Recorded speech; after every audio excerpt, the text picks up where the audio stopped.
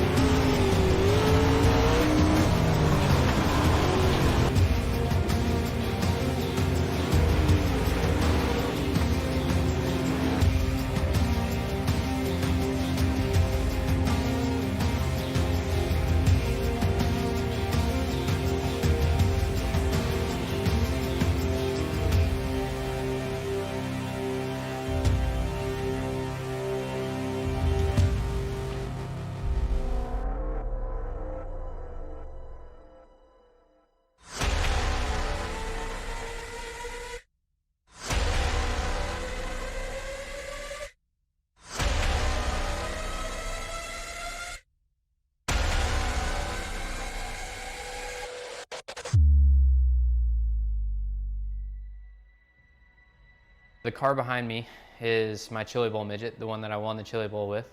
And what's interesting about that is it's actually the car that iRacing scanned that's going to be available to all the iRacing members out there.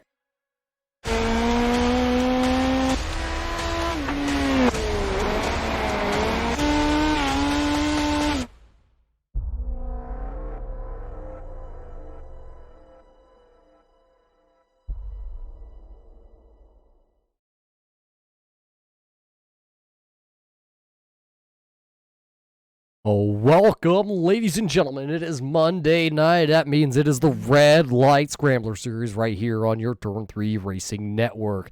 As always, here on a Monday night, it is Muth in the booth bringing you all the action here from the Chicagoland Speedway. These drivers have whipped out the Gander outdoor trucks here this weekend, and they're going to see how these tailgaters can get around this tricky 1.5-mile track. It's going to be 100 laps tonight here for these tailgaters, and well, welcome in here.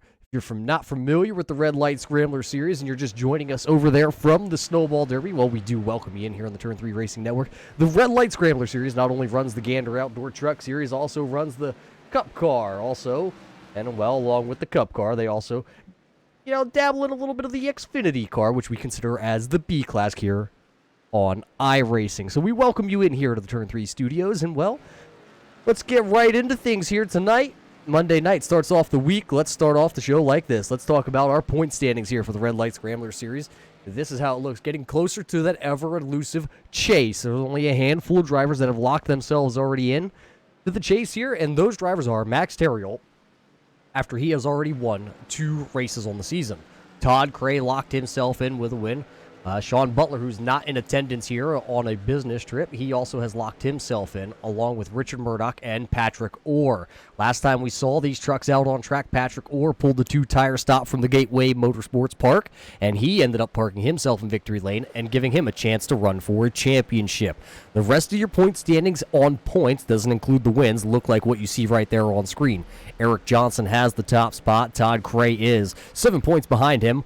Right behind them then will be Michael Trevarthen. 4th in your points is Max Terriol. Remember, he has the 2 wins, so he is locked in. Sean Butler was 5th in points. He is locked in, along with Richard Murdoch. Right behind them then in the 7th position in your point standings will be Tim Blum. He is 22 points out, and he is tied with one of the Rookie of the Year candidates. The number 930 of Justin Gann is 8th in points.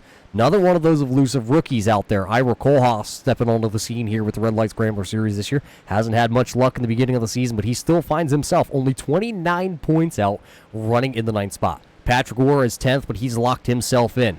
11th is Joe Strano. James Skelton's right there in the 12th spot. Tony Strano is 13th. Ryan O'Danny, after having a good race from the Roval, finds himself moving up a bunch of positions into the 14th spot. Christopher Rothrock is 15th in your points, and Kyle Souza just trying to keep digging away and see if he can find himself into a spot where he can point himself in if he can't win a race here in the closing races before the chase. DJ Anderson missed a couple races but finds himself 17th in points, and how about Robert Dudley stringing together a couple good finishes could find him right back into the hunt. Joshua Buckley, a down year for the driver of the number 2. He is 19th in points, and talk about a down year. Ethan Troutman just can't buy a win at this point. Thought he had a good chance from the Charlotte Roval, and unfortunately ended up turn 1 going around, and then again going through the infield portion of the track, went around, and then I think, if I remember right, in that back little bus stop chicane area, he ended up going around. So he's 20th in points and looking to try and improve that. That's how your point standings look coming into the Chicagoland Speedway here, as practice is just about to end. James Heater is the man who's going to win practice, but we're talking about practice as these guys are heading into qualifying. They're going to have 2 laps to turn their fastest, and well, fastest man in 2 laps in 10 minutes is going to be the man who's going to sit on the pole here for the Red Light Scrambler Series. So let's see, as qualifying is now officially open, who's going to be the first one out onto the track. It's going to be the New England driver, the 72 of David Camara, driving the Clocks by Christopher Silverado. David Camara running a limited schedule here with the Red Light Scrambler Series, so it's good to see Camara out here on track with these guys. Camara has 1 top 15 coming into this race, and David Camara is one of those hard-nosed racers. Really tries to push the truck. As you can see, we're talking about him trying to push the truck as far as he can, as he's going to come out of turn 4. He's going to loop it around, and then he's going to actually have to take the tow back to pit road. So let's jump over here. And this is the 931 Sunoco Ultra Fuel Silverado here tonight, Michael Trevarthen. And, well, that Rookie of the Year is the highest running rookie in your actual point standings after everything all gets sorted out. He is 2nd in the point standings. Trevarthen has a handful of top 10s. He has 2 top 5s on the year. Kansas to open up the season, and then once again from the Gateway Oval track, that little egg-shaped track. He had a pretty good run there. Led 1 lap, unfortunately wasn't able to hang on to it towards the late stages. A 5th place finish there, and then he finished 6th at Auto Club, 8th last week at the Charlotte Roval, and then 10th at Daytona. Only finish outside the top 10 this season was back at Martinsville, and it was a rough night for Michael and this 931 team. 27th place finish. As he comes out of 4, he was loose almost into the wall, and he's going to throw the hooks up, and he's going to back her down, and he'll go back into the pits. Coming out of 4, though, this will be the first time lap here for the 01 of Richard Murdoch in the Iron Bird Brewing Company Silverado. He goes straight to the top of the board, only 2 times in, now 3 times in, as another one of those rookies, the 929 of Ira Kohlhaas now goes 3rd on the board. Drop that down, let you race fans see where your favorite driver is here on the qualifying order. Right now, though, as you can see it, only 3 drivers in. There is dynamic weather here in the iRacing platform, as you see Murdoch that is at the top of the board here. Let's see where he's going to come back through. Is he going to be able to go quicker? But with the dynamic weather here on iRacing, a lot of these guys with 10 minutes, they may be waiting to see if possibly a cloud cover comes over the racetrack and cools the track. Right now, it is sitting at a very blistering 106 degrees. As you see, Murdoch, 2nd lap is a little faster of a 31.717. James Skelton is out here on track tonight, driver of this 86 Toyota. Got a little buddy on the back of his truck as he goes P number 2 on lap number 1 with that Toyota. That's a good first lap for that James Skelton machine. As Ethan Troutman, remember, we talked about him. Oh, is Troutman actually coming down into 1 that gets into the wall? His first lap was good enough for first, and he is knocked right down the list real quick. James Heater in the M&M's number 18, going to go to the top of the board. James Heater, every time he shows up, these boys here from the Red Light Scrambler Series, they shaking their boots just a little bit, and James Skelton right now at the top of the board with that number 18. Ryan O'Danny going to come here. He's going to complete his first-time lap. 6th fastest for the driver of the Hell's Fire Detroit 98. And a 7th quickest. He needs to pick up a little bit. Right now, almost a whole second behind. And actually, it looks like it's going to be a one and done here for the driver of that Hellfire Detroit truck. The Coast Guard machine out here. Jeff Hollingsworth also driving a limited schedule here at the Red Light Scrambler Series, but he is here tonight, and we're lucky to have him and see him as he gets this Coast Guard machine up onto the gas pedal here. It'll be his first lap in the book now, and it's going to go 8th quickest for the driver of the 99. So Tim Blum also comes across the line with his Heat with Heart hot sauce machine. He's one of the teammates to Richard Murdoch and the 98 of Ryan O'Danny as Tim Blum was second quickest with a 31.575. It's good enough for second, but will his second lap is... No, it looks like a one and done for Tim Blum also. So a lot of these guys only taking one lap and then throwing the hooks on her. As Eric Johnson, the Dirty Mo driver of the 33 Silverado, is here back in action. Eric Johnson, remember, a heartbreaking back from last year at Pocono, thought he was going to have a good finish. Unfortunately, ran her out of fuel in the closing stages. Look at him hang out that right rear tire of the Dirty Mo Silverado as he came out of turn number 4. Across the line with a 32.205. That's good enough for the 15th position. And this man right here, the number 11 FedEx, Leo Bordage. He is the highest mover out of last week's race. Moved up the most positions, 7 spots gained on the point standings for the number 11 of Leo Bordage. As he's going to come out of turn 4. This would be Leo's second lap on the board. He is 17th right now. Where can Leo go on lap number 2? It's going to be a little bit slower for the driver of the number 11 truck. He's going to sit still in the 17th spot. Out there on track now, the BBQ Pit Boys machine. It's the Toyota driver, Joshua Buckley. As he comes out of turn 4, he will get the green flag here. He will go on to the clock right about now. Tony Strano just finished up his qualifying time. He goes 8th quickest with the number 3 truck with a 31.743 on his second lap. That's a pretty good starting spot there for the driver of that number 3. I believe that's the highest up we've seen him all year on a qualifying run, so that's good start for Tony Strano. Joshua Buckley still out there with this truck. He's going to come out of turn 4. A little bit of hesitation coming back to the throttle. As he comes across the line, he'll go to the 12th quickest spot. Last year's chase contender having a little bit of issues out there. Kyle Souza, I think he took the green flag and then up into the outside wall he went. So he'll have to back her down and he'll try and regroup and get back out there for a qualifying attempt. He's only going to have 1 lap left in the bank for him. But he has 3 minutes and 30 seconds to get back out there and turn one of those quick times here tonight. Josh Buckley still coming out of turn 2 with the BBQ brothers.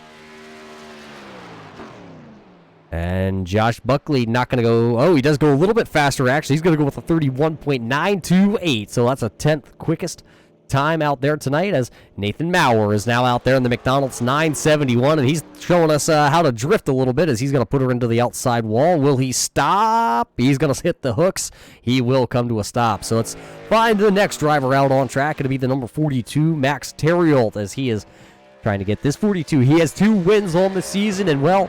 He's not done. He hasn't won yet in the trucks this year, so possibly going to be looking to park this 42 in victory lane. Lap number 1 going to go into the book there for the Max Terriolt Racing Team.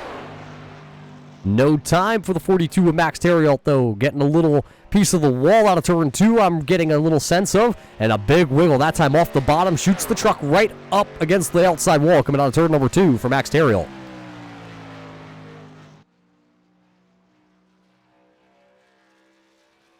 As you see him coming up off 4, he is a little higher than a lot of these drivers were exiting turn number 4. Where will Max Terriolt come across the line? It'll be a 32.265, 19th quickest with driver of that 42 machine. Lee Betzel bringing out the G.I. Joe, brand new truck here for the driver of the 997 machine. And G.I. Joe riding on board. Boy, does that throw it back to, well... Lee, that might be showing a little bit of an age as he's got to go down there. I did talk to a lot of these guys beforehand as you see Lee Betzel going to stuff the G.I. Joe machine, showing how tough it is. It's a little bit slick out there tonight for a lot of these drivers, and, well, you just saw Lee Betzel go around, and Max Terriot just went back out there, and he put up the 42 into second place with a 31.495.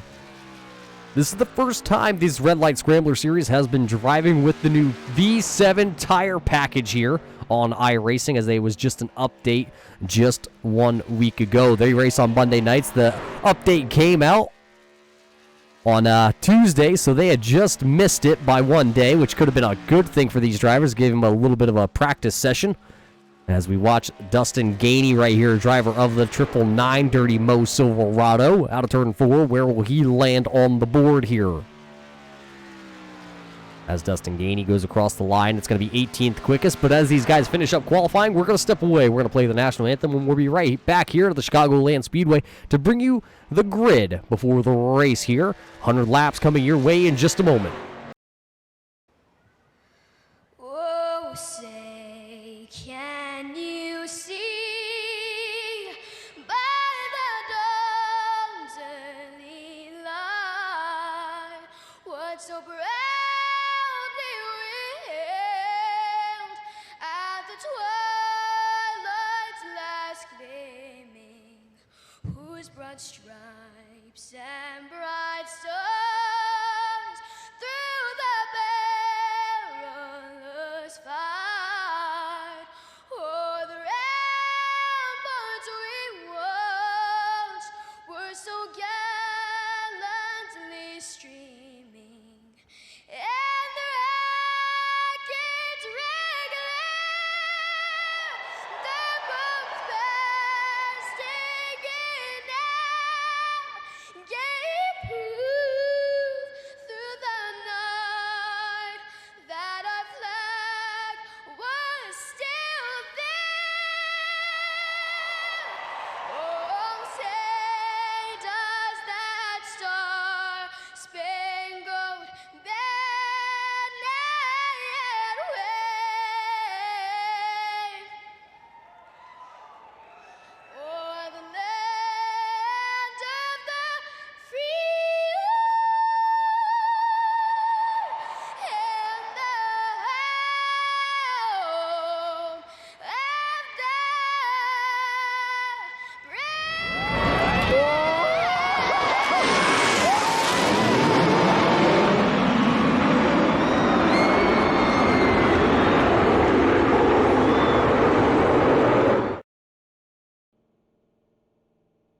Oh, welcome back, race fans, here to the Chicagoland Speedway as these drivers are starting to take to the grid here for 100 laps of side-by-side racing action. Waiting on your final driver to take to the grid here. And there it is. Everybody has now taken the official grid here tonight. Let's take you through your qualifying order here for the Red Light Scrambler Series. And sitting right there on the front row, it's going to be James Heater taking the top spot here tonight. And right alongside him, it'll be the 42, Max Terriot. Starting in the second position, or second row, sorry, it should be the number 10 of Tim Blum and DJ Anderson. Starting row number 3 to be the 62 of Ethan Troutman and Cameron Hearn slipping in the back door here and putting in a qualifying time for the 35 on the third row. Fourth row here tonight, the 01 of Richard Murdoch and James Skelton. Rolling off on row number 5 would be the 33 of Eric Johnson and Tony Strano. Sixth row here tonight, the 22 of Todd Cray and Joshua Buckley. Row 7, Jeff Hollingsworth and the 99 and the 98 of Ryan O'Danny. Row number 8, going to go to Nathan Maurer and Christopher Rothrock. Row 9, going to go to Michael Trevarthen and Ira Kohlhaas. Row 10, Dustin Gainey and Patrick Orr. Row number 11, the 43 of Joe Strano and Leo Bordage. Row 12, Justin Gann and Ron Holyfield. Row 13 here tonight, Kevin O'Brien and Robert Dudley. Row 14, Kyle Souza, Lee Betso. Starting in row 15, rounding out the field here, it's going to go to, well, none other than the Clocks by Christopher driver. And the pace car is down. That means it's about to go green flag racing here from Chicagoland with the Red Light Scrambler Series. And there it is, green flag in the air, 100 laps. Put it on the board right now. Here we go.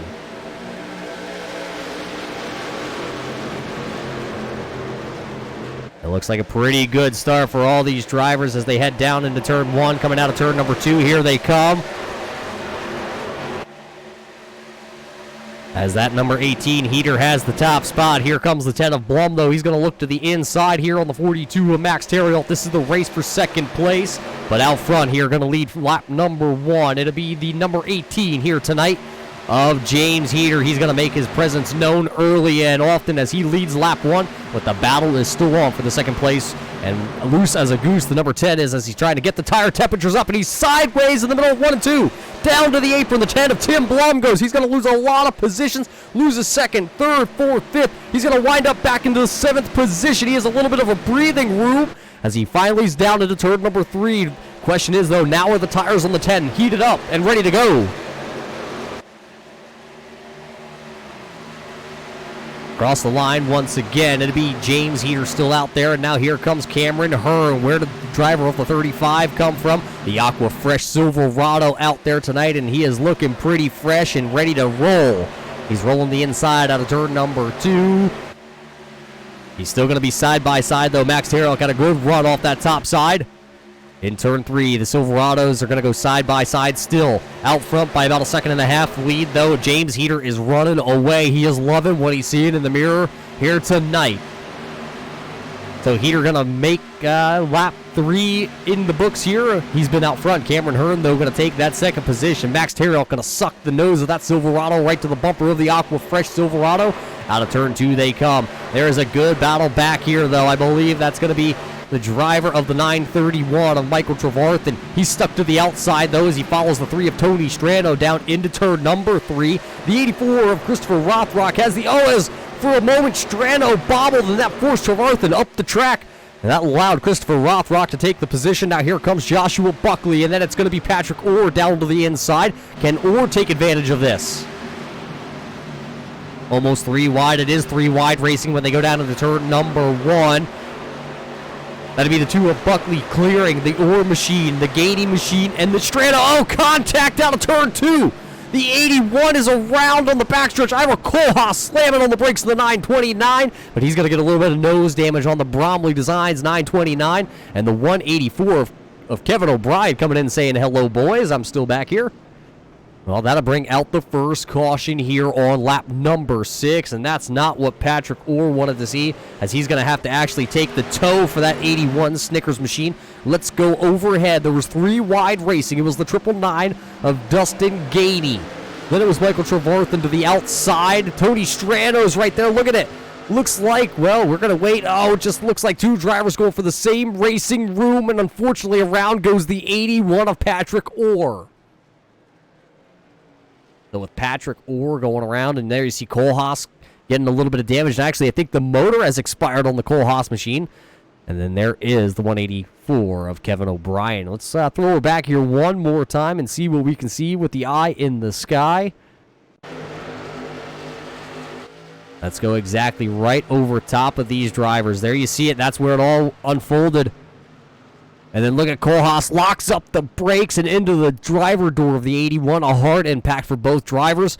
Kohlhaas's motor has expired as he is down on pit road.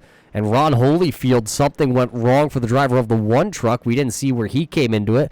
Throw it back and see if we can find Ron Holyfield. Let's go on board with the driver of the number 1.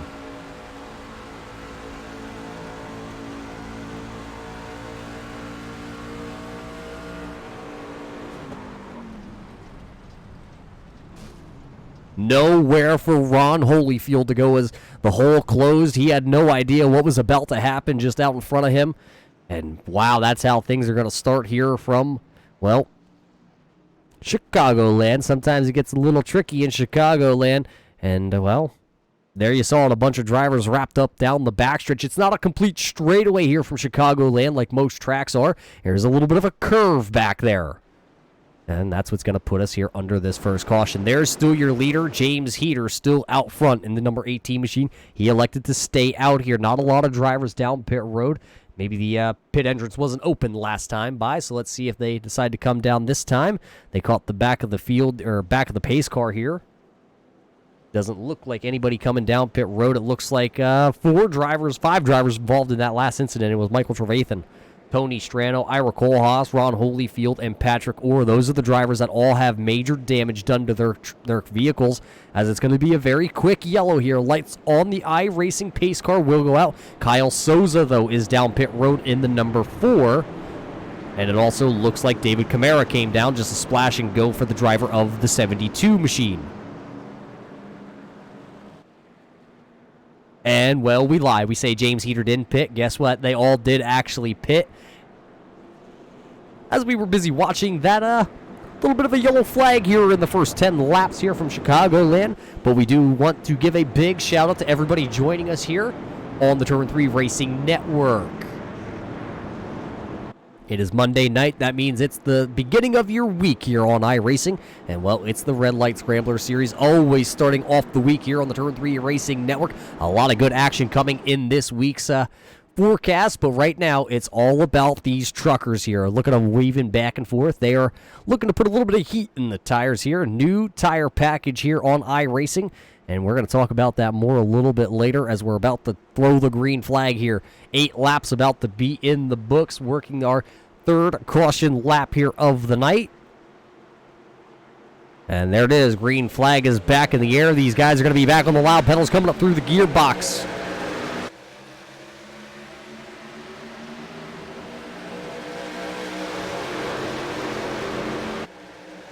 Right now, only 25 drivers back out there on track, and out of turn 2, it'll be James Heater slipping back into the lead right ahead of Max Terriel. But there is a big gaggle of cars back here, led by the 84 of Rothrock, Skelton, Murdoch, Blum, Johnson, and Hollingsworth. Throw them all under a blanket back here because they are all side by side. That is 5th through 10th. And they are hard-nosed racing. Look at Murdoch. He was thought about going through the middle there as Rothrock went to the bottom. Skelton to the outside, down into turn 1. It's going to be the 86 of Skelton nosing ahead, and Murdoch's now going to take advantage of Rothrock. Rothrock's on those 2 tires out there, and he is starting to slip early through the field here on this restart. Here comes the 22 now of Todd Cray in the Iron Maiden machine. Gonna see if he's able to work his way around this 2-tire truck. He's going to throw it to the inside out of turn 4. Doesn't quite have the run, so he's going to have to settle for the 11th position that time by at the line. Oh, contact right ahead of these guys, I believe. Is that the 01 of Richard Murdoch? Murdoch's going to hook a dead right back onto the track, and oh boy, we got the big one. It's clogging the track. There's a lot of cars wrapped up in this, and it started back there with about the 01 machine who was running inside the top 10, and this one collected a lot of trucks here early on. As right there you see Murdoch had to actually take the toe to pit road. Let's throw this one back. We're going to over top here once again and see. Oh, it looks like he just gets loose down there into turn 1. Went to collect it. And I think that was the 99. Jeff Hollingsworth also got involved in that. Our drone swings around and you can see how much damage is done. But then there is the 99 of Jeff Hollingsworth. Going to be an early night for the driver of that Coast Guard truck. Throw it back here once again and see if we can find what went wrong down here into turn number 1. There you already see Murdoch. Oh, and then contact between Rothrock and Hollingsworth. Looks like Robert Dudley's involved. Michael Trevarthen's involved. Nathan Maurer involved down there. The number 11 of Leo Bordage is involved. There are a lot of trucks here tonight wrapped up in this one. And that's not the way they wanted to start off here from Chicagoland, I can tell you that. But pit stops are happening once again here, as all your leaders are coming down pit road. And look how many cars or trucks are down there on pit road, all tore up here tonight. So as yellow flag pit stops are underway here on lap number 13. This is our second caution flag of the early night.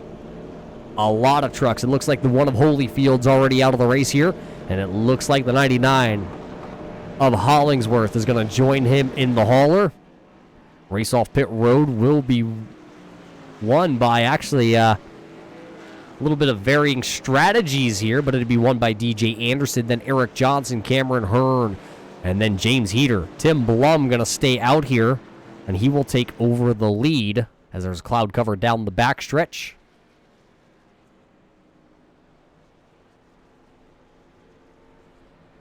Well, as we pace here under yellow, let's see if we're able to get a word in with the man. He said he was only going to last 3 laps here tonight, race fans. He made it a little bit farther. The driver of this 01, Richard Murdoch, you got a copy. It's Muth up here in the booth, and I know it's exactly how you want to speak to me now. Oh, yeah, I got a copy. Well, of course you got a copy. Rich, tell us what went wrong there. That looked like that Iron Bird Brewing Company just kind of threw it sideways down there in turn 1. Yeah, I had a good run on, I think it was DJ and Max, so I went down on the apron, and when I came back up, the truck got a little squirrely. Let off the gas, thought I had it saved on the apron down there, and it just, cut back right up the track. And watching the replay, it looked like there was another wreck going on above me. This track is just so slick for the first few laps, and you really got to be patient, and I wasn't, so. Yeah, so now with a lot of damage done to this 01 Silverado, how much damage is actually done to the nose of this truck, and is your night over, or will you be able to get back out there and salvage some points? Oh, no, this night will be over. It blew when I hit the wall. I'm still towing. I got about 12 seconds left, but I have a feeling I got at least 40 minutes of required repairs. So, yeah, I'll probably pack it up tonight and try again next week. Well, that is unfortunate to hear out of the 01 camp of Richard Murdoch. The Iron Bird truck's not going to be flying straight no longer here tonight, as he's going to have to load it up. As there you can see the tow truck finally bringing that Silverado back to pit road. But this man's going to roll the dice. He's going to stay out there. Tim Blum will now take over your race lead here on lap number 14. Tim Blum came into this race here at Chicagoland 7th in points, tied with Justin Gann. Both drivers having 4 top 10s on the season, but the nod, they're actually in there. Yeah, I'm reading it right. 4 top 10s, but the nod does go to Justin Gann here. He has 3 top 5s. That's the tiebreaker right now. Both have 177 points on the season, but the tiebreaker goes to Justin Gann. So it does look like the 01 of Richard Murdoch has loaded up. He is out of the event here early on. Justin Gann also out of the event. Jeff Hollingsworth, and then it looks like Ron Holyfield also has packed her in for tonight. David Camaro also wrapped up in that. Right now he is out of the truck. I do believe he is still here in the lobby, though, as nope, there he goes. So the clock's by Christopher 72 going to be out of this. Right now I'm showing about half the field on pit road trying to get repairs done to their trucks. So that means for the drivers like Ira Kohlhaas, Tony Strano, and Patrick Orr, who were wrapped up in the first one, who are still sitting on pit road, they could come back out here and still gain quite a few positions.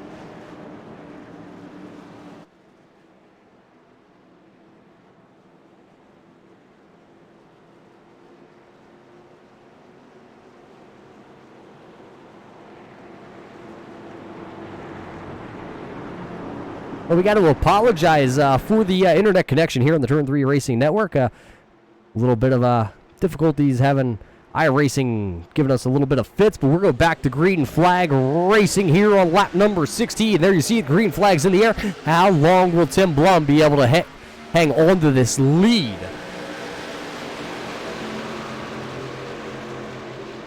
Blum going to throw to the inside, and on those 9-lap-old tires, he'll slide up in front of DJ Anderson. Anderson bobbles out of turn 2, and Eric Johnson going to slide in there.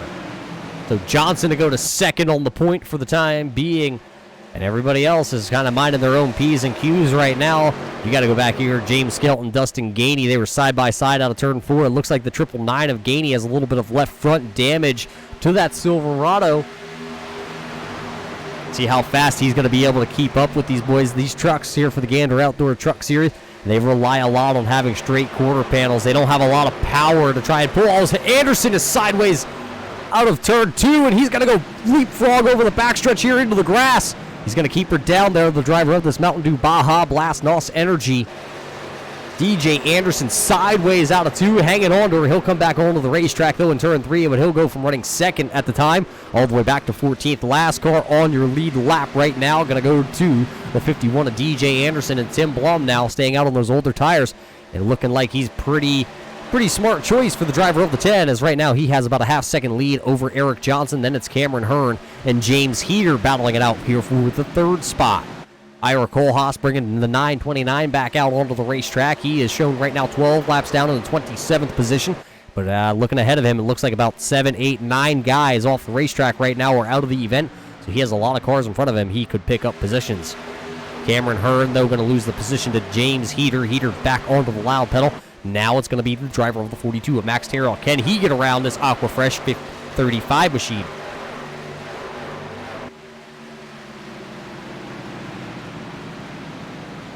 Back down into turn 3. It looked like last time out of 2, though, Hearn got a little bit better of a run out of the corner, and he was able to pull a little bit on the 42, but the 42 looks like he gets a really good run out of turn 4. Not going to be able to make the move, though, down here in turn 1. I don't think too far back. James Heater has now ran down the 33 of Eric Johnson, and he's going to be looking to go to the lead. Heater, remember, started on the front row tonight here on the pole, and now he's going to be looking to try and take at least second place back.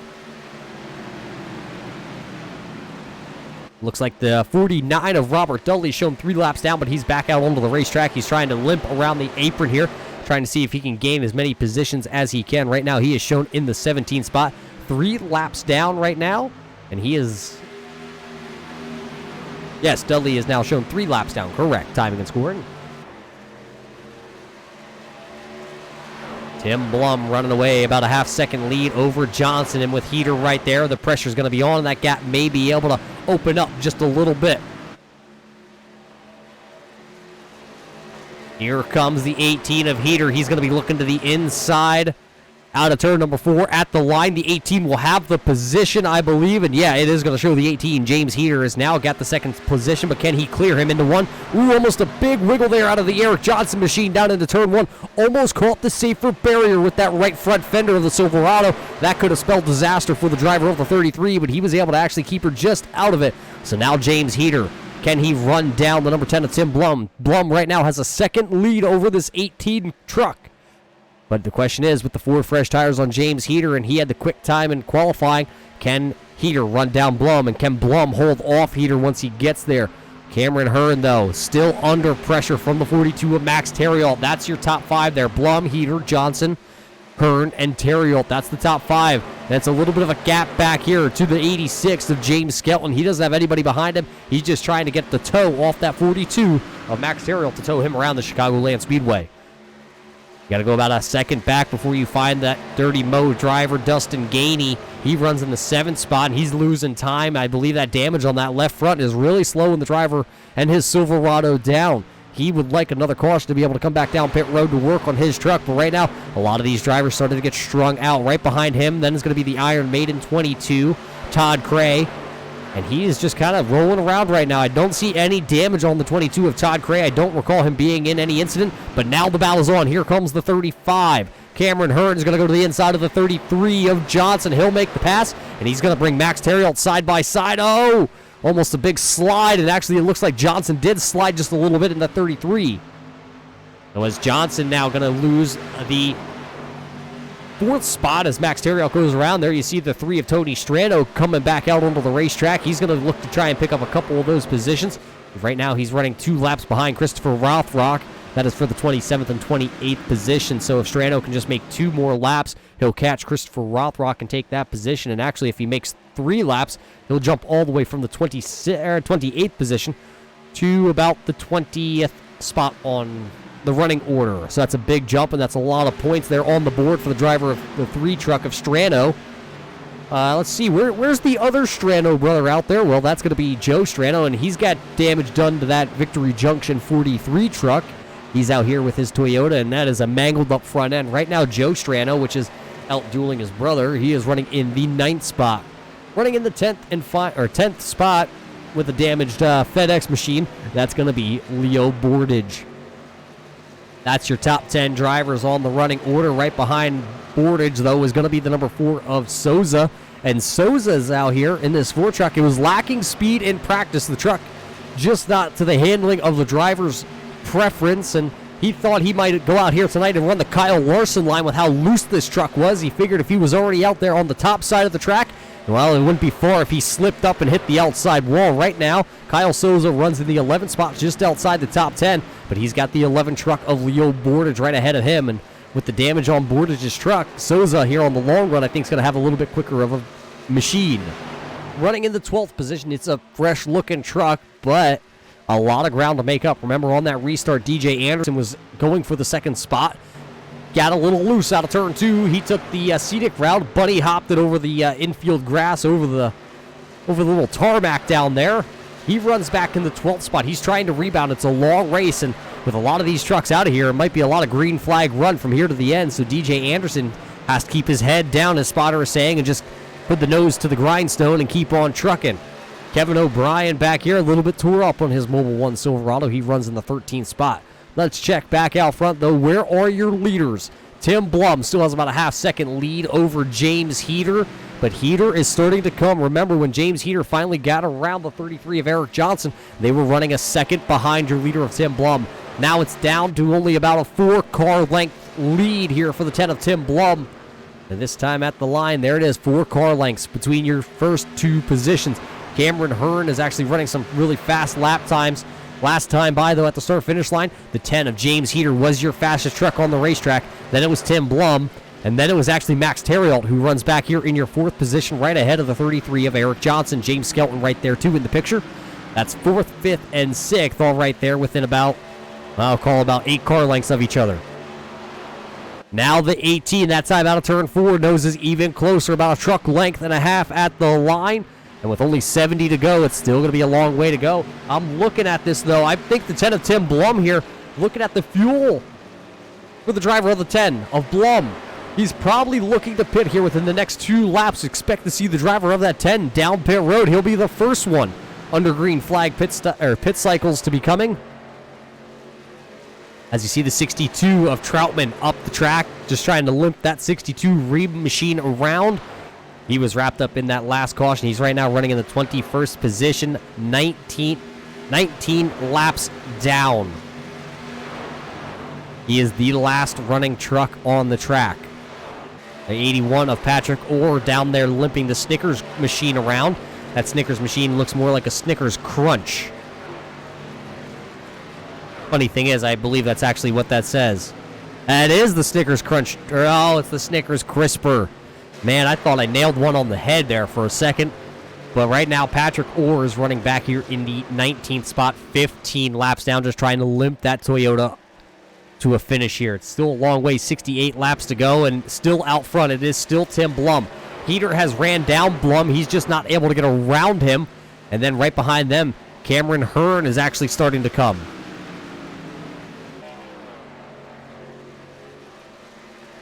As your leaders are starting to work around lap traffic here. That'd be the number 2 of Joshua Buckley. He is, Buckley into the outside wall as he tried to get out of the leader's way. He bounced her off the turn 4 wall. So now Buckley going to go a lap down. That'll put 13 trucks left on the lead lap. As you see the 42 now, Max Terriault, the 33 of Johnson and Skelton, all going to go around the number 2 of Josh Buckley.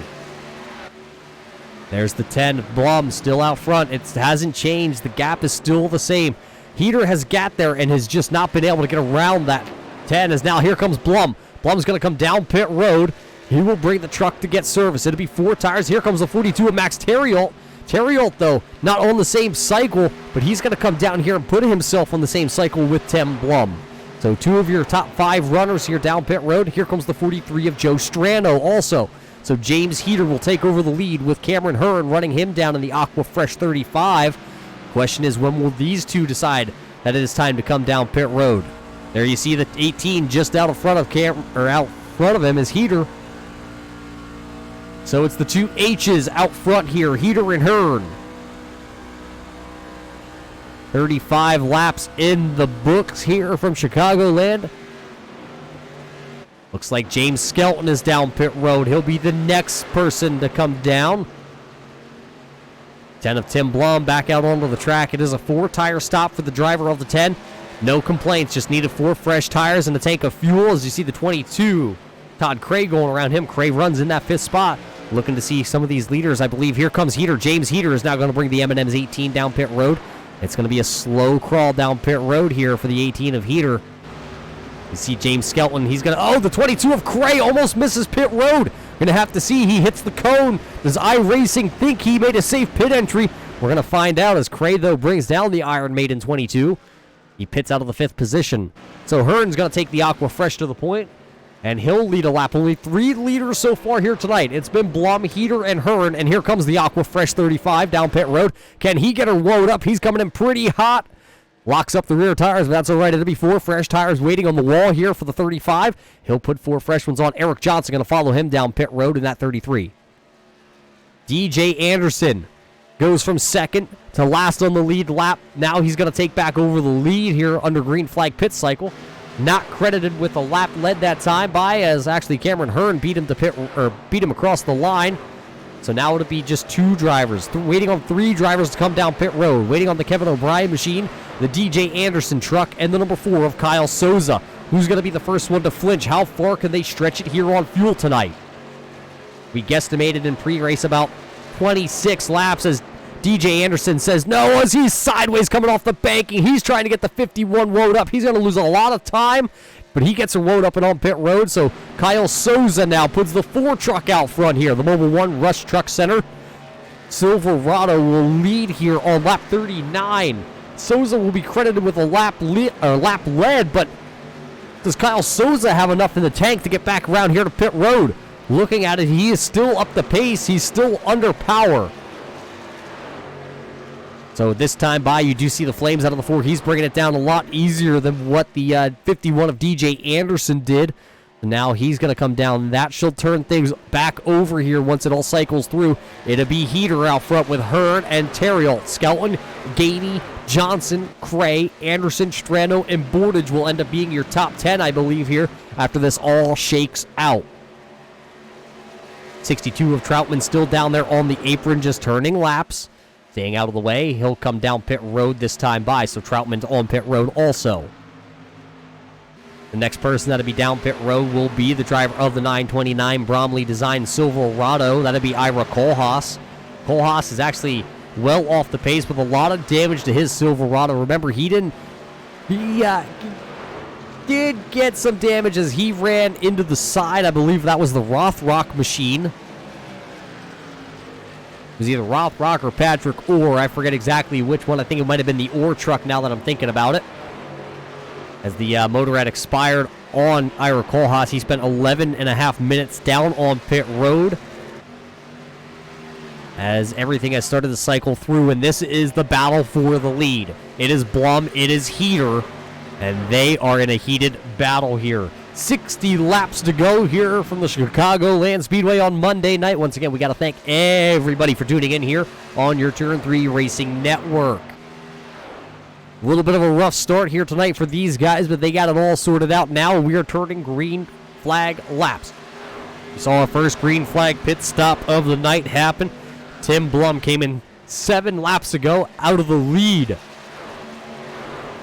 He's back in the lead, but he still has James Heater all over the back bumper of that hot sauce machine. And as they work up onto the lap truck here of Michael Trevarthen, Trevarthen is shown 2 laps down, now going to go 3 laps down, running in the 15th spot. He's not on the same lap as anybody out there, so he doesn't have to worry about losing any positions just yet.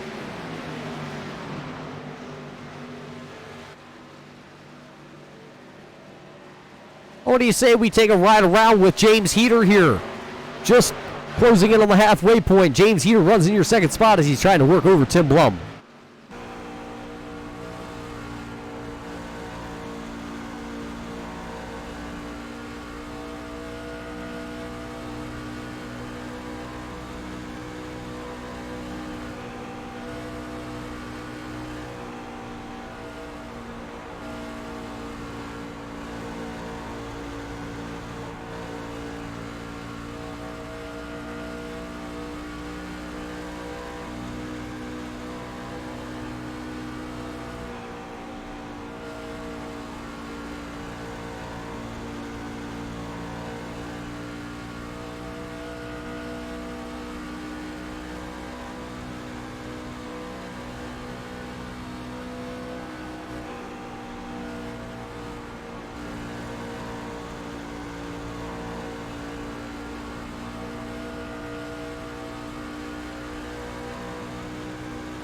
There you see that battle for the first, or for the lead spot here tonight. It's been heating up between these two since, well, Called about 25 laps ago, I'm going to say, but that heater machine is on rails here tonight.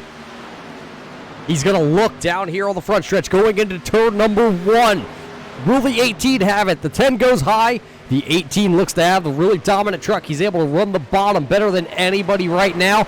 Out of turn number 2 they come. They will still be side by side down the backstretch. The 10 of Blum battles back. He had the momentum off the top side. Down into 3, though. Look at that inside lane. It's just so dominant down there. The 18 lets it hang out. He's going to take the lead here on lap 46. James Heater back to the point. Led 13 early laps. Now going to add to it 14 laps for James Heater out front.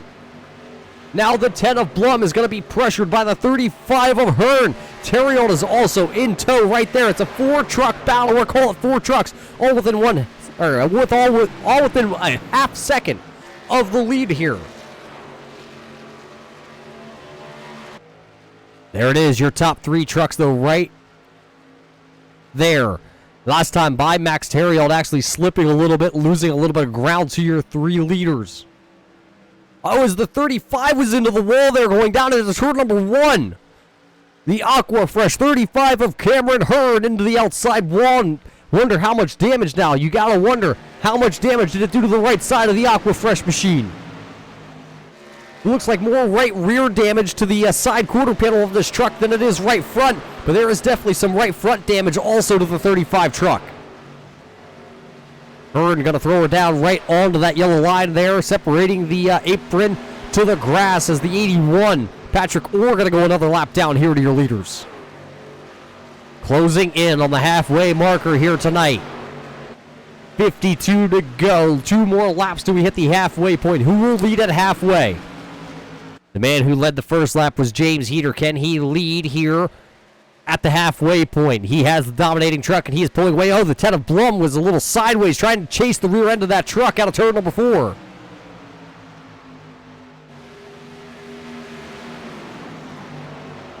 And here comes Hearn once again to the back bumper. He's going to look to the inside here out of turn 2. The truck doesn't look that hurt, or maybe, well, he had the draft from the 10. Maybe that was able to hide a little bit of the Aqua Fresh damage, but the 10 of Hearn going to now go to P number 2. Blum is now fading. He has 15 laps, coming to get 16 laps on those tires for the Class 6 hot sauce. As now Max Terriot is right there behind the driver of the 10. That will be a battle for the 3rd position. They pitted on the same lap together. Terriot didn't have to come down. He wasn't scheduled to come down for another 5 laps, but he elected to bring the 42 truck down and get service done. Maybe he thought short pitting here tonight was going to be the way to go. Looking at the lap times, maybe about a half-second difference. Not even quite a half-second, actually, for these drivers on this long run. Even though Tim Blum and Max Terriot are about half-second off on their pace from their best lap tonight, your leader of James Heater is almost matching his best lap times tonight here, and he's on lap 15 of his run, and he has now started to open up a little bit of a gap over the second-place machine, the 35 of Cameron Hearn. Hearn is about a half-second back from James Heater, and then a second back is going to find the number 10 of Tim Blum. And then a half-second back from them, you're going to find the 42 of Max Terriot. Then we got to go a ways back before we can find the 5th-place runner here tonight, James Skelton. It's been a clean truck for the driver of the 86 and his Toyota crew. Unfortunately, lacking a little speed compared to your leaders. He has a good truck, just needs to find a little more speed. 3 seconds back behind the Skelton machine, you'll find the Dirty Mo 33 of Eric Johnson. He was a little slow on his last green flag pit cycle. That's what put him so far behind. He runs 3 seconds behind the 5th-place machine of James Skelton, and he runs 8.2 seconds back behind Heater out front. Dustin Gainey in his Dirty Mo truck. You can tell he's been into the outside wall. Also now right side damage done to the 999 for Gainey. He runs 13.5 seconds behind your leader. That's about a half lap down right now for the driver of the 999. He runs in the 7th spot. A little bit farther back, you see him out the picture. There he is. It's going to be the Iron Maiden 22, Todd Cray. He runs 15 seconds back. He had a good pit stop last time by, but just didn't have that short run speed on that first run, and that's what puts him behind. DJ Anderson still trying to catch up from his mistake. Anderson has not led a lap here tonight. He has a fast truck. Looking at his lap times, he is making, last time by actually, was the same lap time as your second place runner of Cameron Hearn, so he has a top 3 speed in his truck. Just unfortunately, with that slide off turn 2 and no caution coming out, put that 51 crew way behind. Kyle Souza running back here still with a clean Silverado. Rush Truck Centers, he did lead a lap.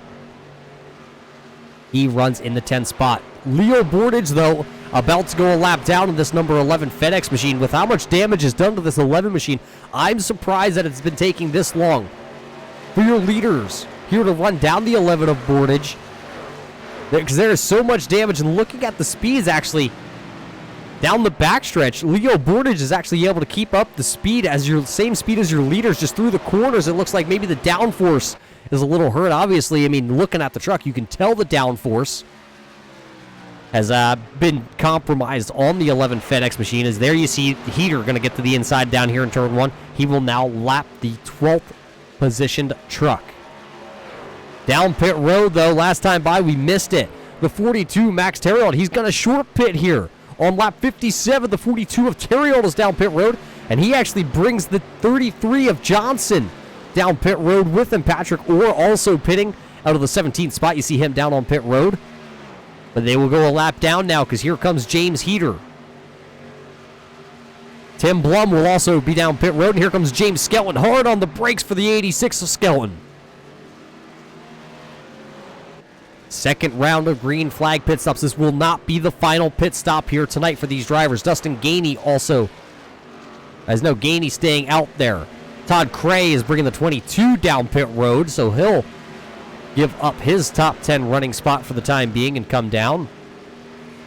Heater still out there, still running the M&M truck. He's going to run it as far as he can on the fuel tank.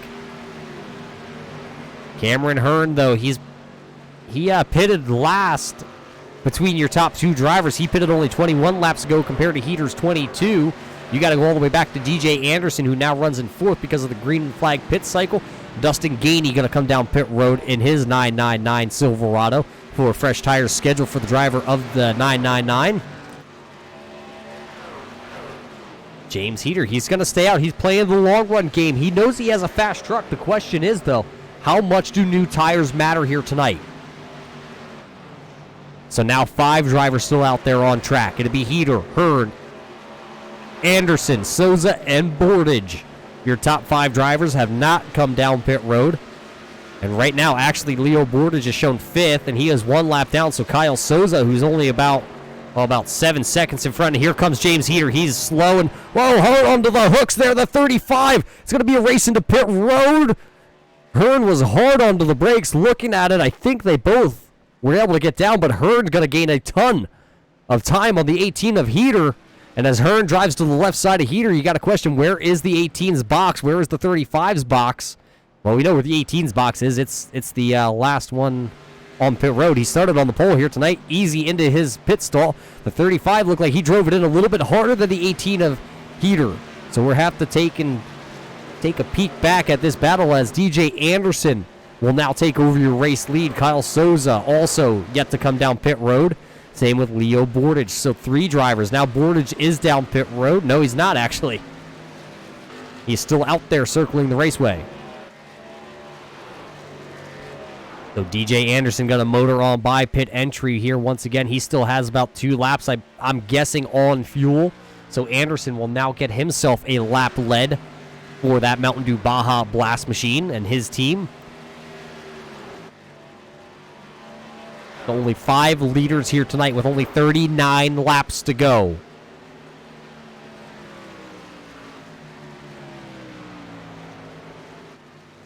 .51 of Anderson still out on track. He is still shown as your leader, but here he is. You see the flames coming out the right side of that truck as he is sideways. He's got to go around on pit entry. The 51, DJ Anderson, is going around, and he is sideways to pit entrance. He'll gather it up, and he'll get her pointed in the right direction, but that will now put him farther behind than he was. Kyle Souza takes over the lead. He leads another lap, so 2 laps for Souza tonight here. And when this all cycles through, it'll be the 42 of Max Terriot, who's actually going to be shown as your lead He doesn't have a huge lead, as let's see, I believe we have a rear-facing camera. There it is. James Heater's going to go around Cameron Hearn. That'll be the battle for the second spot. Just behind your leader, well, will be leader of Max Terrell, because Kyle Souza is down pit road right now with that 4 truck. So Heater gets around the 35. Blum is sitting right there, too. He's not going away yet tonight.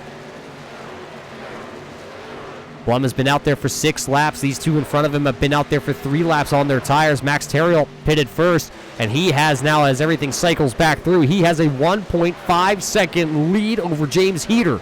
Can Heater run down the 42 of Terrell? That's not the last time we're going to see these guys down pit road. But the question is, when will be the next time we see these guys down pit road? As you see everybody going around, DJ Anderson. Anderson now going to be the first truck 1 lap down, as actually Kyle Souza is on the verge of going a lap down as your leader of Max Terrell is approaching him. There you see Terrell just back there, just outside the picture. Coming out of turn 2 is your race leader, Max Terrell, as he goes around the ore machine. Just looking at it, it looks like 9 trucks, because Kyle Souza is the final truck on the lead lap. He is just out in front of your leader by 2 seconds, actually. James Heater going to dive under that Patrick ore machine at the line. They'll get around him. Cameron Hearn will be the next one to come back around. So after green flag pit cycles go once again, it's Max Terrell out front. 1 second over that man, James Heater, who has led the most laps here tonight. Actually, correction, he is not. He's 1 lap short of Tim Blum. Blum has 29. Heater has 28 laps out front. The Aqua Fresh Machine part-time runner here, Cameron Hearn, he is in the 3rd position, and he is hungry tonight. Maybe only running a limited schedule, but he wants to come in here and kind of spoil the party and not let anybody else gather another win up this season. The hot sauce man, Tim Blum. He runs in the 4th spot. No complaints out of the 10 crew as somebody's down there, I believe, into the grass. That's the 99999, Dustin Gainey. Let's see, there it is. No caution, but the same thing that the 51 of DJ Anderson did. Dustin Gainey just did, and actually I'm getting reports now that DJ Anderson has loaded up the 51 truck. He is out of this event, ladies and gentlemen. He was running just 1 lap down, but crew called him down. I heard maybe power steering box. I don't know what that's about. That's just what I'm hearing over the radio. So crew chief calling the 51 to the garage for a power steering box, being only 1 lap down. So he'll park the 51, and that's going to be a big thing here for a lot of these drivers like Kohlhaas and Orr and Buckley, who are multiple laps down, who are still out there running in the 16th, 17th, and 18th spot. Now with Anderson out of here, they will be able to gain that position. That'll move them all up 1 spot. Every championship point will matter. As you can see on the timing and scoring, only 7 trucks left on the lead lap here. Souza has lost his lead lap and will go 1 lap down. Next man up on the totem pole, that'll be Todd Cray in the 22 machine. Iron Maiden on the hood of this truck this week. I believe now actually all the 22 trucks of Todd Cray do have Iron Maiden. I believe we saw that last week with his Cup car. And if I remember correctly, I think even his Xfinity car has Iron Maiden on it. So, well, I'm going to throw a line out there. I might see if I catch anything. I think Todd Cray might be an Iron Maiden fan. I'm not quite sure. Don't quote me on it, race fans, but that's just something I'm grasping for straws right there. Out front, though, that lead has now shrunk. Talked about it was 1.5 seconds, then it was a little under 1 second, and now it's about 1 truck length between your 2 leaders, Max Terrell and James Heater.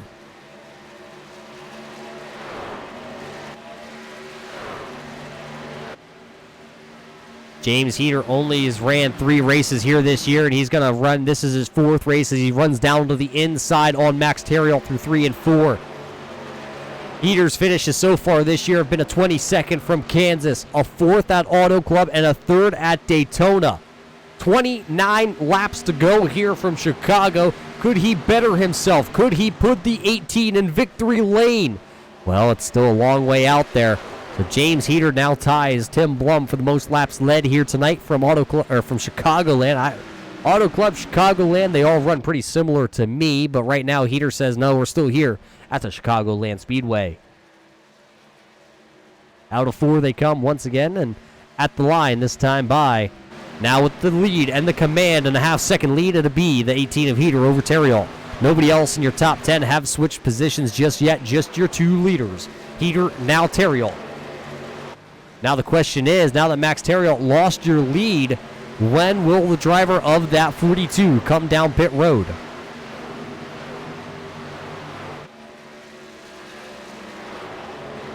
You saw him short pit the last 2 times, and last time he was the first one by, it looks like, 3 laps on the field. So I believe in probably about 2 to 3 laps, you might see the 42 of Max Terriol once again come back down pit road, because James Heater is really starting to run away. There you see the distance out of turn 2. It's about a 1-second gap between the 2, and then it's about a second gap back till you find Cameron Hearn there off the back bumper of the 42 of Terriol. Blum is still sitting also there, 2 seconds off your leader. You see all 4 of them right there in your picture. James Skelton, who is your 5th place guy, he is just coming out of turn 4 now. He is 8.2 seconds back, running in the 5th spot. He's just kind of been out there for a drive all by himself today. Nobody around the driver of the 86. Just having a solid top 5 run here.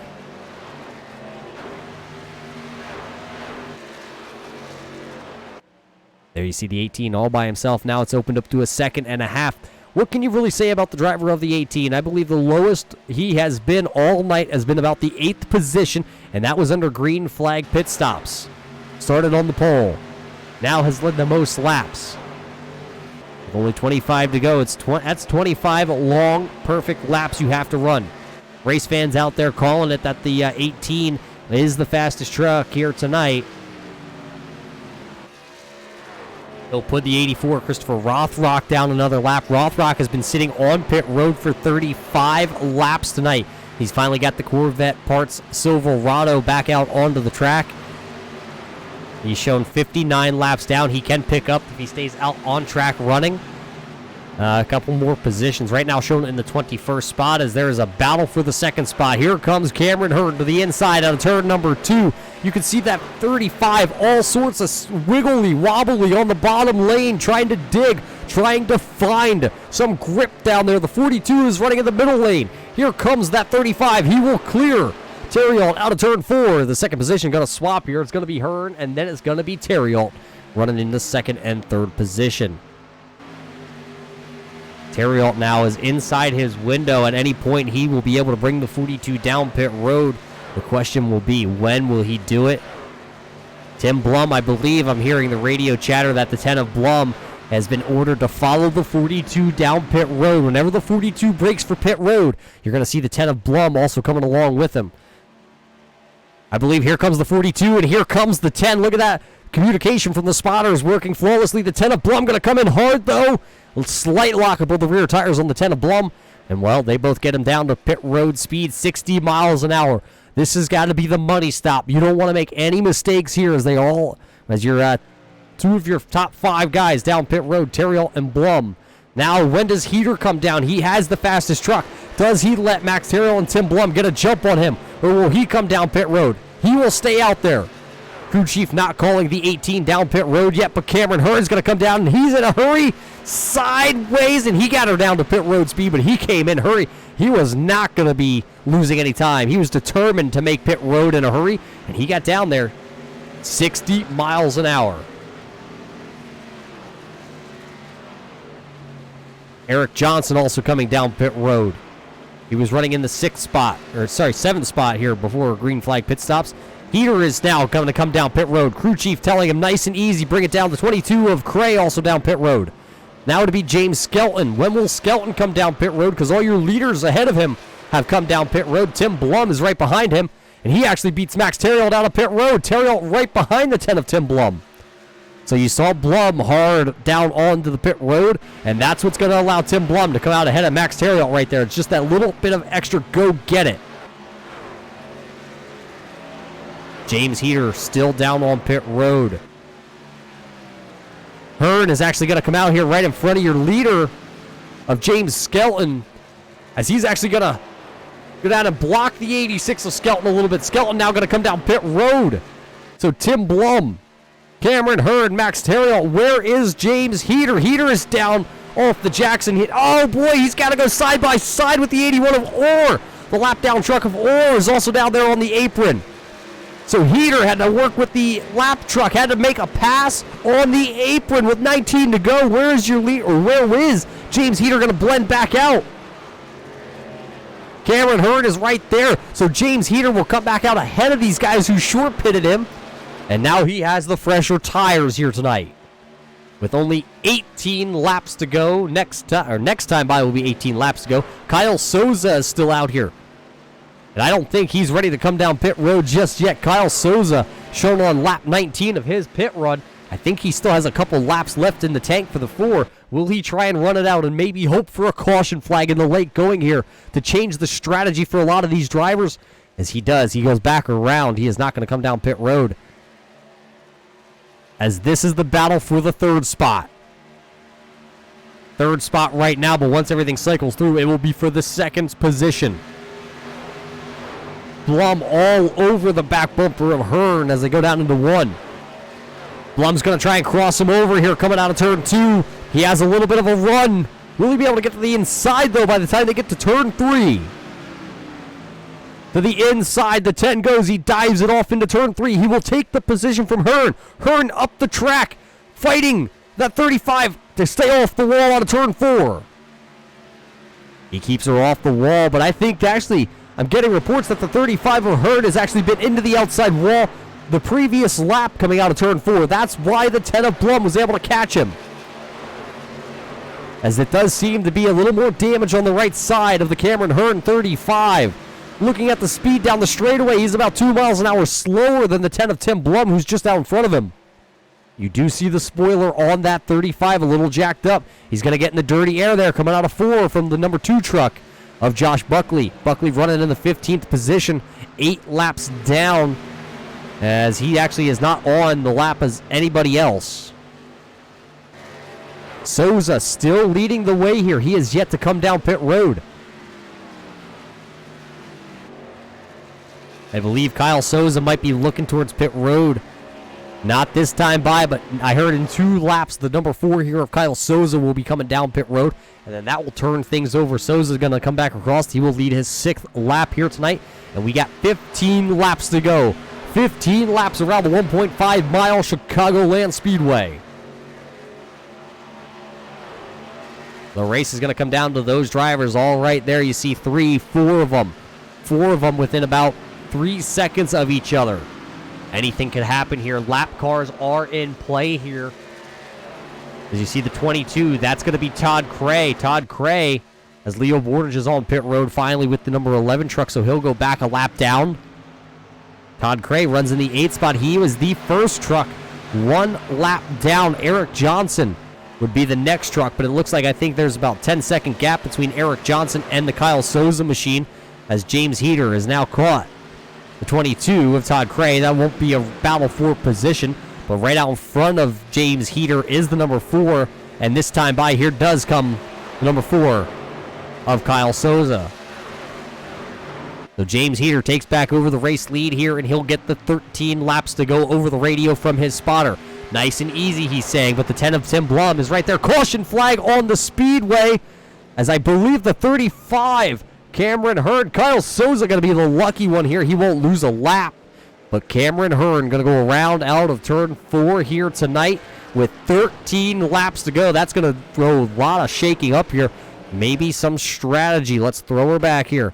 What happened as it already is unfolding. Let's see if we go a little bit farther back here with the production crew. It's going to come out of turn 4, as this is where they're going to line us up here, coming into turn 3. There you see it. There's the lap down truck. I believe that is the 184 of Kevin O'Brien, and O'Brien goes up the track. Oh, the truck just gets sideways, a little loose out of 4, and the 35 of Hearn going to go around, and he's going to spin right around and try to keep her down there. Locks him up and comes to a complete stop there. The caution was already out by the time the 35 came to the rest, as the 184 of Kevin O'Brien and the 35 of Cameron Hearn going to make contact and go around. That's going to bring out the caution flag. A good thing for Cameron, though, he may take the spin And maybe a little more damage on the right side of this Aquafresh truck. But with such little trucks on the lead lap, he will be able to come down pit road and put 4 fresh tires and get his damage fixed, and he won't lose much time. Will your leaders come down pit road? Yeah, there's the answer. Heater, Blum, Terriot, all are going to come down pit road. Does everybody else come along with them? It looks like they are. So pit road, I would say, is going to be busy, but there's only 7 trucks on the lead lap. The lucky dog will go to the 22 of Todd Cray.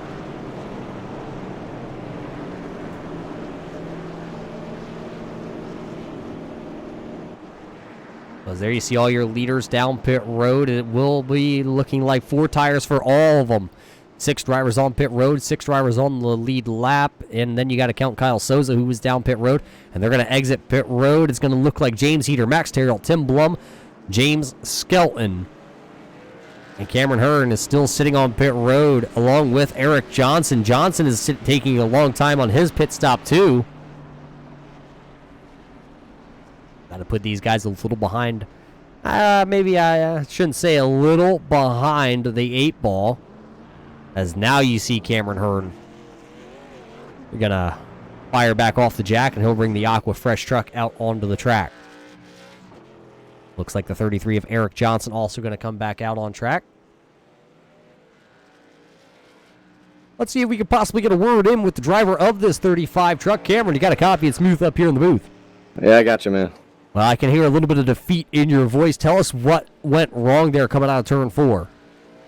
Yeah, it looks like someone's just coming out of the pits, and this track is so loose, especially on new tires. And it looked like I thought I had opening on the inside, and he went up the track and came back down a little bit as I was coming back up. So kind of a racing deal, wrong spot, wrong time. This is racing to stay up front, and this track, if you let off the gas and get out of it, you'll lose about a half a second. So I decided to stay in it, and I bit the bullet.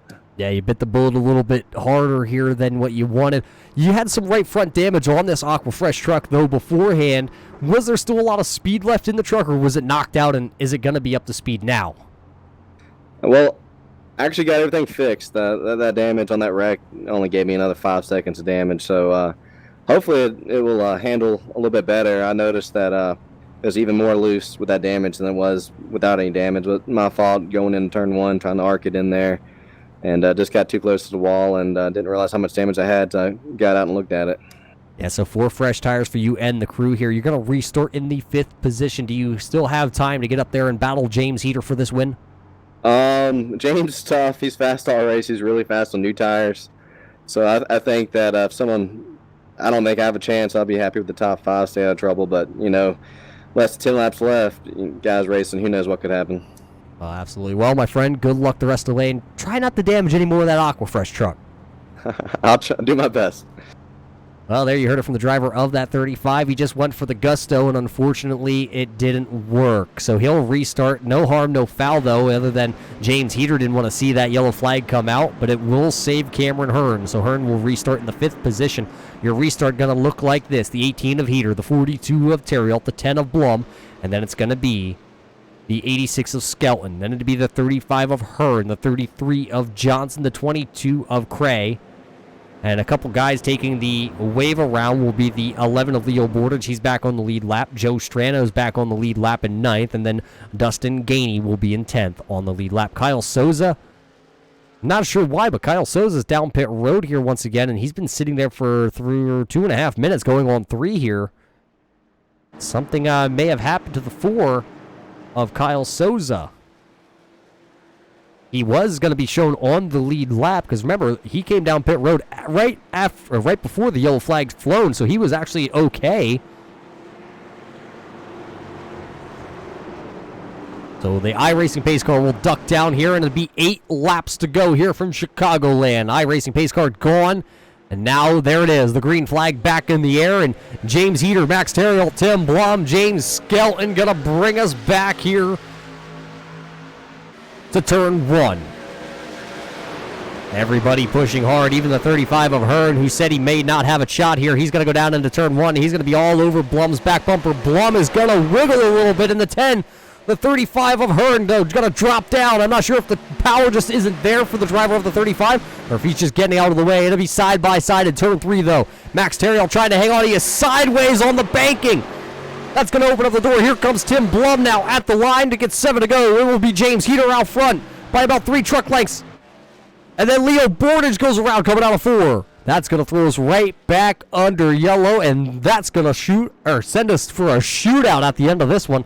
I think Kevin O'Brien also stopped up against the wall here, so we will have to go back and dissect what just transpired there between those drivers.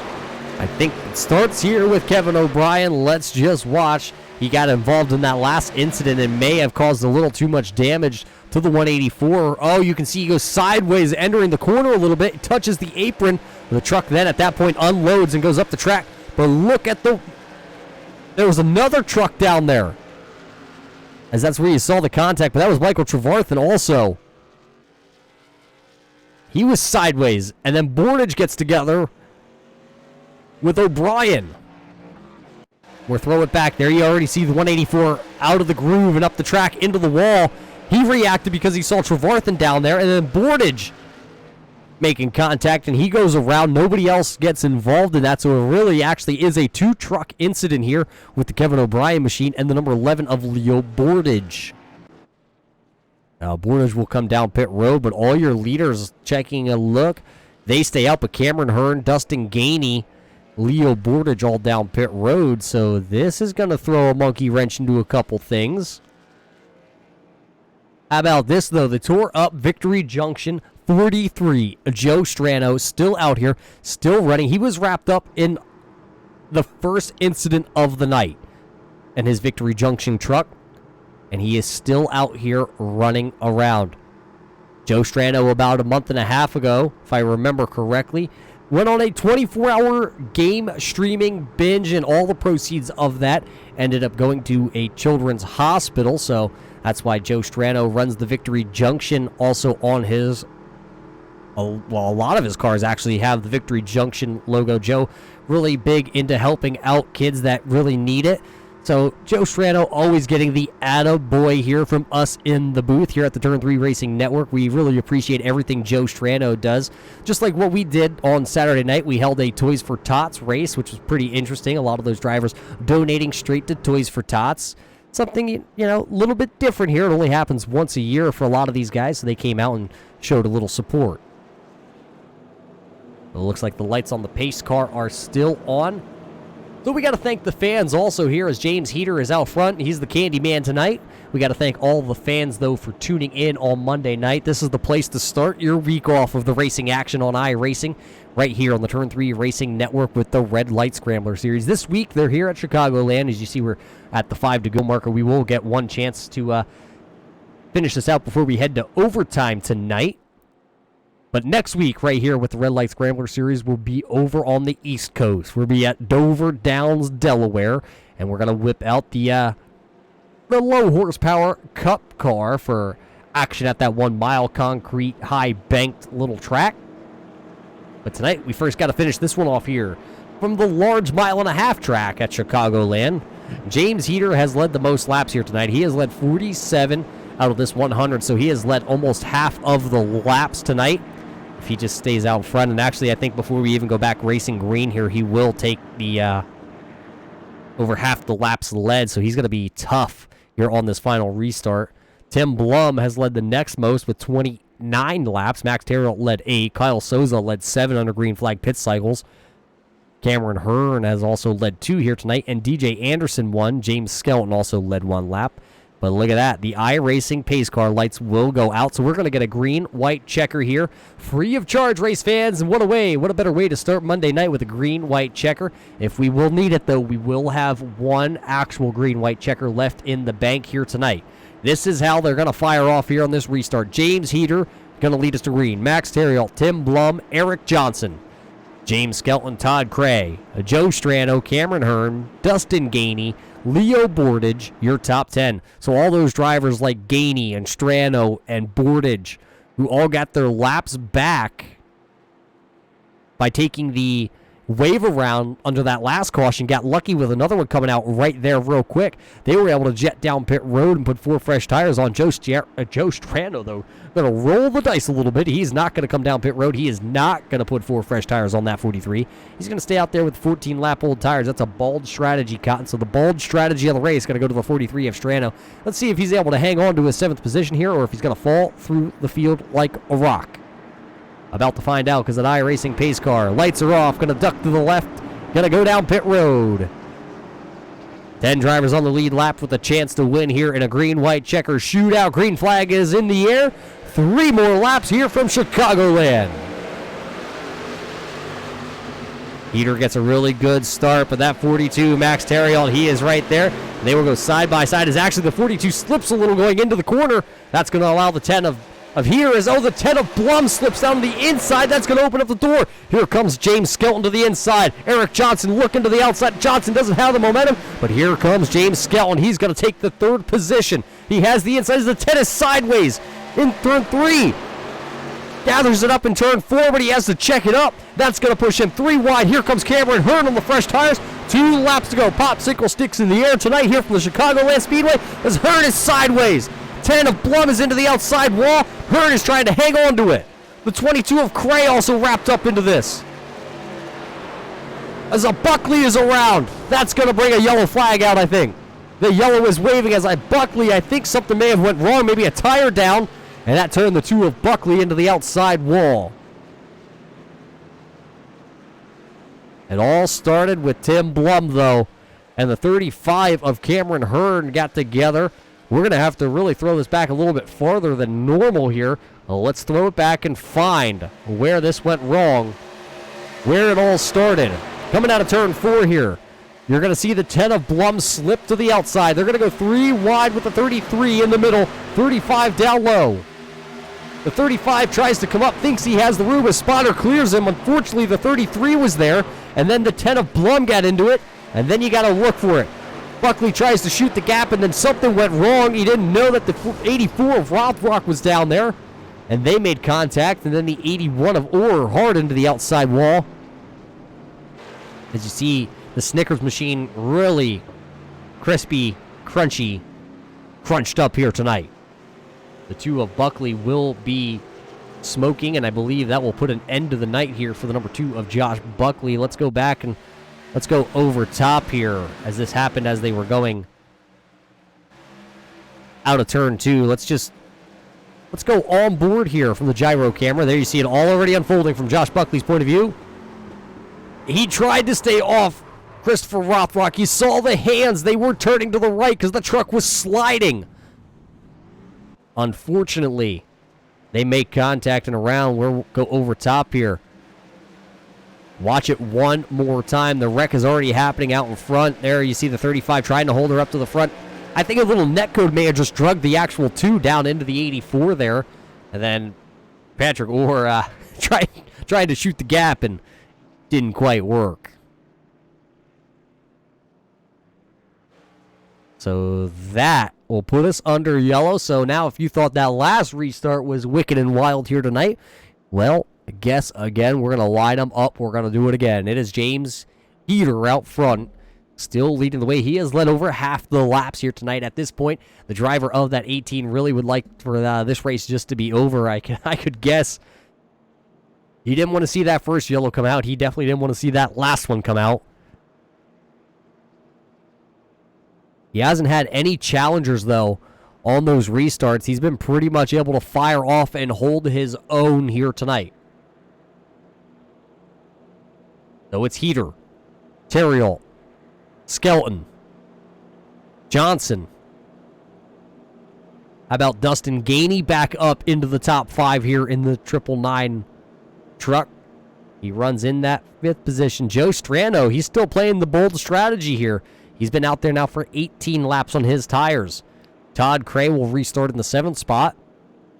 Nathan Maurer back onto the lead lap inside the top 10. He is in the 8th position. Tim Blum is out there. Here he comes back out on track. He went down and got 4 fresh tires. Maybe the tire attempts can come up, but there's a lot of damage. Let's take a closer look at his Classics hot sauce machine.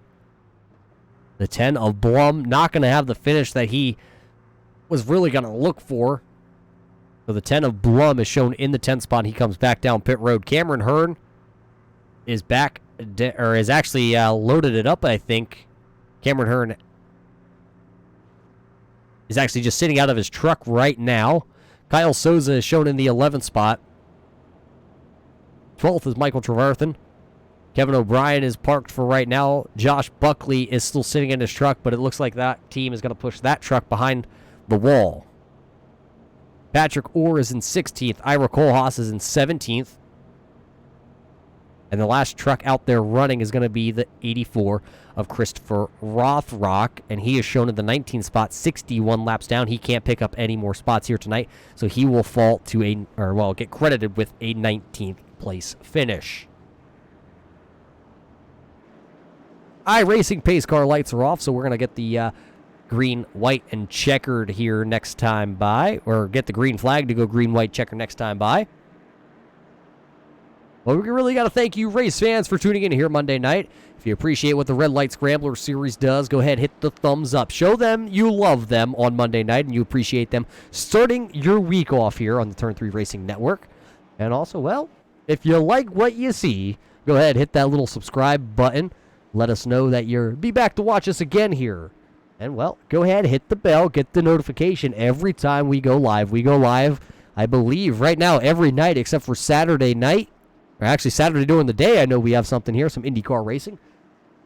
So go ahead, get the notification when either KR Stolfus, Chris Legou, Rick Hammond, Danny Valenzuela, or the new guy, David Whirl, go live here. And, well, myself right here, Muth in the booth, every Monday night with the Red Light Scrambler series. About to go green, white, checker here to finish this one out here tonight. It started with 100 laps. We're already in overtime, working lap 104. Everybody trying to come up through the gears as quick as they can. They know they need to get away and get it while the getting is good. Max Terriol trying to pull the outside. He's not there just yet, but he's able to hang on the quarter panel there of the 18 of Heater. Will he be able to get momentum down the backstretch? He is still sitting on the quarter panel. They're side by side going into 3. The 18 has the advantage down into turn number 3. The 18 will clear the 42. The 42 is going to fall in line. They will see the white flag in the air as they come out of turn number 4. One more time around for the 18 of James Heater. He has led the most laps here tonight. Can he lead the most important one? One to go here by Muth in the booth. The 18 has a spot, but the 42 is right there. James Heater trying to hold off Max Terriol. Terriol going for his 3rd win of the season as Dustin Gainey is sideways back there wiggling for the 5th position. 42 Terriol going to peek to the outside here in turn 3. He's going to dive it down. Can he get the run out of turn number 4? James Heater's going to hold the bottom. He's going to come out of 4. He's going to see the checkered flag in the air. James Heater is going to win tonight here with the Red Light Scrambler Series from Chicagoland Speedway. Max Terriol will come home 2nd. James Skelton in the 3rd spot. Eric Johnson comes back for a 4th place finish. But how about the man who really came back? Dustin Gainey with 5th place. Todd Cray 6th. Joe Strano holds on with the old tires for a 7th place finish. Nathan Maurer comes home 8th. Leo Bordage in 9th. And Tim Blum going to settle for a 10th position. But your winner here tonight, it's going to go to that man you see right there, the number 18 of James Heater. Max Terriol came close 2nd with James Skelton in 3rd. Wow, what an overtime finish we just saw here as the 18 is going to burn them down here at Chicagoland. Well, as Heater burns them down, we're going to step away. We're going to see if we can gather up a couple of your top 3 finishers here and see if we can get a word in with them. Don't go away, race fans. Listen to what these guys have to say after that exciting one.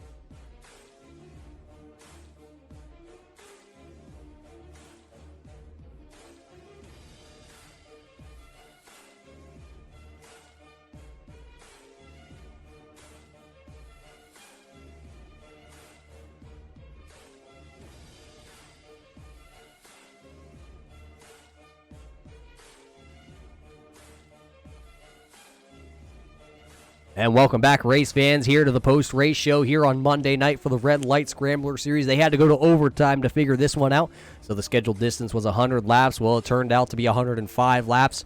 Unfortunately, we do not have your race winner right here. You see him on screen. He is the race winner here for the Red Light Scrambler Series from the Chicagoland Speedway. James Heater qualified on the pole tonight, led the most laps, 56 laps. It was pretty much a dominating race here for the 18 of Heater. He did give up a couple laps, led to Tim Blum, Max Terriot, Kyle Souza, Hearn, Anderson, and Skelton. But right now, he is celebrating out there somewhere. So congratulations to James Heater as he punches his way into the playoffs.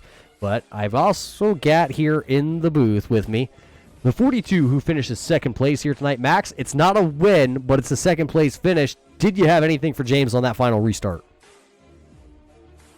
Maybe with laps, anything can happen. I mean, I could have had a hot lap and got him loose, but otherwise, he was really the guy to beat tonight. Even when he fell behind a little bit, he caught back up to the leader, and he, Cameron, and Tim, they were the three fastest guys. A couple of them got caught up in Cameron in lap car, and Tim at the end. But yeah, James really deserved the win. He's really good on loose conditions, so I'm not surprised to see him this fast. Yeah, it was a good run for Heater. You had a pretty good run yourself. You were up at the front of this pack all night long. The truck was loose for a lot of drivers. Did it feel loose for you out there tonight? Yes, it really did. It felt like driving a third sprint car. It really, throttle control really helped to rotate the car, especially on entry, to try to set it the right angle. And then it was about just keeping it right on that edge of being fast enough, but not too much gas to make the back end come around. And it was a handful compared to the really tight setups that we were used to with the previous models. Yeah, that new tire model here on iRacing throwing some of these drivers here tonight for a little bit of a loop. But hey, Max, you're always one of the guys that we talk to about where we're going next. How do you feel as we're going to be heading to the Dover Downs International Raceway over in Dover, Delaware with the Cup car? We know you're not a true fan of the Cup car, but this is something we haven't seen this year. That is concrete and a 1-mile track. It'll be better if we, I don't know if we get the higher horsepower package there. Hopefully we do. And we'll have to see what the new tire models brings out with this Cup car. And there's some tire wear that gets involved at Dover, so we'll also have to test it out and see how hard we can push early or late in the run, and hopefully we get a clean race, so we can take advantage of taking care of our stuff there. Well, that'll be next week, but before we run away from you here, Max, who do you got to thank for putting the 42 in the second spot? I want to thank my girlfriend and my friend Max at Max Anything watching the race. Of course, like every week, the guys running the league, Josh, James, and Richard. Solid run for James. I know he worked hard this afternoon, early this evening, and he put up a good third place finish. Eric Johnson being close to the front at the end, and Dustin with a top 5. That's a good run for him. Well, Max, congratulations on the second place finish. We've also caught up with the man who comes home third, James Skelton. James, you kind of battled right around the 5th position all night long. Did you have a 5th place truck, or did you have a winning truck here tonight? Oh, no, I definitely had a 5th place truck. That's where I settled in, and I was okay with the race ending that way. I put a little time on Eric, and then Tim, Max, Cameron, and Heater, they were gone. So, like I said last week, I've just been trying to get back into the points. I was in 12th. I just wanted a good finish, and 5th I would have taken it. But the way it came around, 3rd place, it's even better, and I got an interview. So it's a good race at the end there. I mean, what could be better than coming up here to talk to me at the end of one of these races? But you said you had a 3rd or a 5th place finish, so 3rd's got to feel like a win. You've had some solid finishes this season, and then you had some that you kind of want to forget. I mean, You had a second place back at Daytona. You had a second place at Daytona, a seventh at the Roval, and a fourth at Martinsville. So how do you feel now with your chances to go into Dover after a third place finish here? I feel pretty good. Dover's probably one of my top 3 favorite tracks.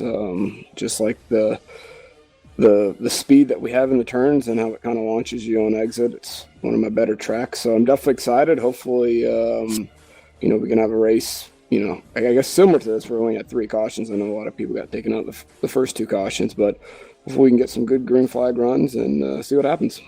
Yeah, there's nowhere to hide, though, when we go to Dover. If somebody messes up out of turn 2 or turn 4, it's going to really wad the track up. So you got to really avoid those next week. But it'll be a different style of racing next week for you. But before we step away, who do you got to thank for this third place finish here tonight, James? Yeah, for sure. I'd give a shout out to all my teammates, Josh, DJ, and Sean wasn't here. You putting on a really good broadcast. And the last one is I've already watched a replay. I got to thank Eric for, not, I guess, running me over. I think he cut me a little room at the end of that last restart. I definitely slid up in front of him and didn't know I thought I had a little bit more room than that. But I race around him all the time, and I trust him. So thank him for not turning me.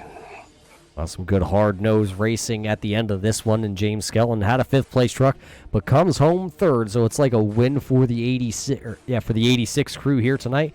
And we've got one more interview left here tonight, ladies and gentlemen, before we head to the shower tonight.